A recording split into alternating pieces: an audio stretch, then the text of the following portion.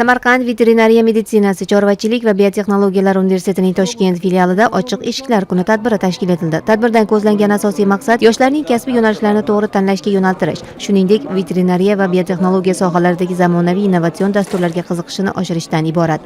Toshkent viloyatining Zangiota tumanida joylashgan mazkur oliy ta'lim muassasasida o'tkazilgan tadbirda Respublika hayvonlar kasalliklari tashxisi va oziq-ovqat xavfsizligi davlat markazi mutaxassislari hamda veterinariya yo'nalishida ko'p yillik tajribaga ega olimlar ishtirok etdi. Shuningdek, tadbirda Chinoz tumani veterinariya texnikumi hamda Zangiota tumanidagi 42 va 44 sonli umumta'lim maktablari o'quvchilari ham faol ishtirok etishdi. Tadbir davomida ishtirokchilar uchun ta'lim jarayoni, mavjud yo'nalishlar va kelajakdagi imkoniyatlar haqida atroflicha ma'lumot berildi.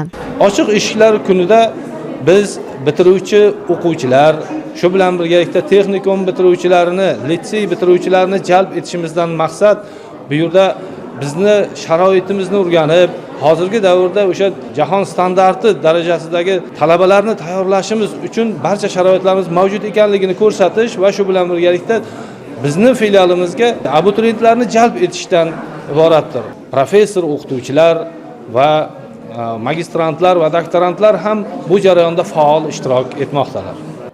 Samarqand veterinariya meditsinasi, chorvachilik va biotexnologiyalar universitetining Toshkent filiali Vazirlar Mahkamasining 2019-yil 3-oktyabrdagi tegishli qaroriga muvofiq tashkil etilgan bo'lib, ilk bosqichda bakalavriatning 6 ta ta'lim yo'nalishi bo'yicha talabalar qabul qilingan. Bugungi kunda esa ta'lim yo'nalishlari soni yanada kengaytirilib, kasbiy tayyorgarlik imkoniyatlari sezilarli darajada oshirildi.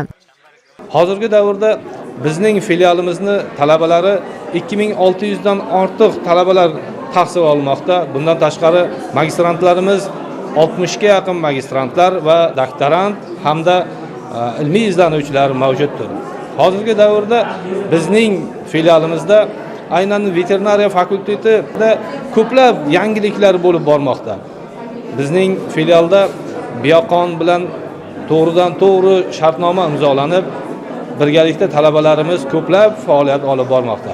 Ishga joylashishda Servalux kompaniyasi bilan 150 ga yaqin bitiruvchilarimiz ishga joylashib bormoqda.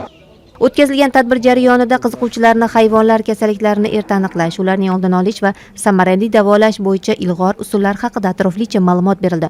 Shu bilan birga parranda, quyon, baliq va asalari fermalarida uchrashi mumkin bo'lgan infeksion kasalliklarning kelib chiqish sabablari hamda ularni bartaraf etish yo'llari xususida amaliy tavsiyalar berildi.